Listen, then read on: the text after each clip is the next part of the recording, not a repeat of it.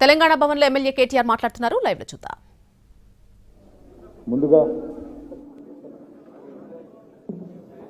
రావడం లేదు ఇది బెటరా హృదయపూర్వకంగా నమస్కారం. మరి ఈరోజు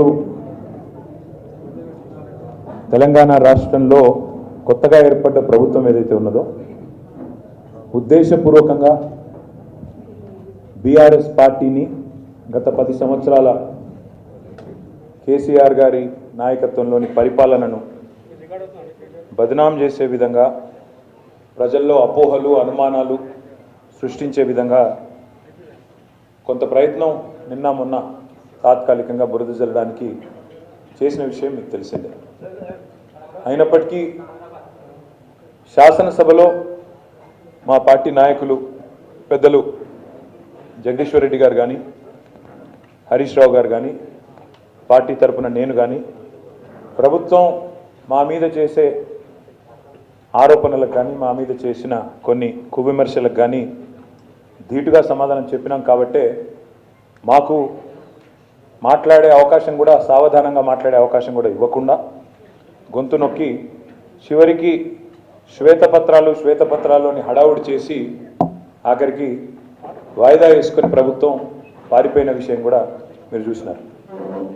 అయితే వాళ్ళు లేవనెత్తిన కొన్ని సందేహాలు మళ్ళీ అదేవిధంగా వాళ్ళు కొన్ని చేసిన ఆరోపణలు ఇవన్నింటి విషయంలో బాధ్యత కలిగిన ఒక పార్టీగా గత 10 ఏళ్ళు ప్రజలు మాకు అవకాశం ఇచ్చినప్పుడు ఏం జరిగింది, ఎట్లా జరిగింది, ఇవన్నీ చెప్పవలసిన బాధ్యత, ప్రజలకు వివరించవలసిన బాధ్యత మా మీద ఉన్నది. కాబట్టే ఈరోజు ఈ స్వేదపత్రాన్ని ఈ 10 ఏళ్ళు చెమటోడ్చి రక్తాన్ని రంగరించి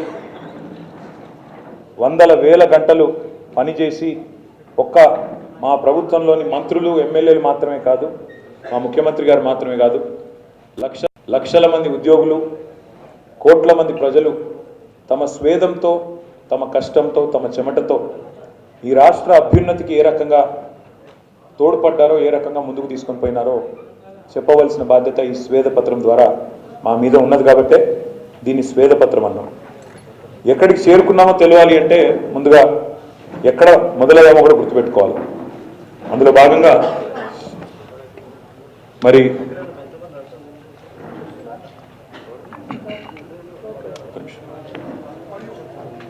ఒక్కొక్క నిమిషం గోబ్యాక్ స్లైడ్స్ ఎవరి దగ్గర ఉన్నాయి, ఒక స్లైడ్ వెనక్కి go to the first slide. ఎక్కడికి చేరుకున్నామో తెలవాలి అంటే ఎక్కడ మొదలయ్యామో గుర్తుపెట్టుకోవాలంటారు. అందుకే ఒక మాటలో చెప్పాలి అంటే విధ్వంసం నుంచి వికాసం వైపు, సంక్షోభం నుంచి సమృద్ధి వైపు జరిగిన ఈ ప్రయాణం కొత్త రాష్ట్రంలో గత 10 ఏళ్ల ప్రగతి ప్రస్థానం ఏదైతే ఉందో భారతదేశ చరిత్రలోనే ఒక రకంగా చెప్పాలంటే ఇది ఒక సువర్ణ అధ్యాయం.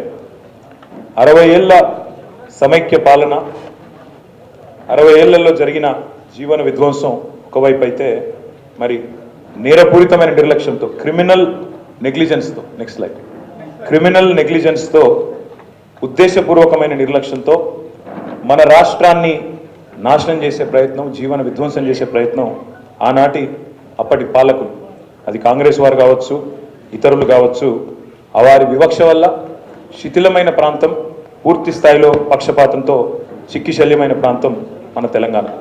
అందుకే మాటల్లో కంటే కూడా ఆనాటి ఒక ఫ్రీలాన్స్ జర్నలిస్ట్, ఆయన పేరు ప్రేమ్ అమన్, ఆ రోజుల్లో తెలంగాణ ఉద్యమం నుంచి ప్రేరణ పొంది ఆయన తెలంగాణ స్టిల్ సీకింగ్ జస్టిస్ అంటే న్యాయం కోసం నిరీక్షిస్తున్న తెలంగాణ అని చెప్పి ఒక డాక్యుమెంటరీ రూపొందించారు. అదొక 2-3 నిమిషాలు దాన్ని చూసినట్టయితే కళ్ళకు కట్టినట్టు మీకే అర్థమవుతుంది ఆనాటి తెలంగాణ పరిస్థితి.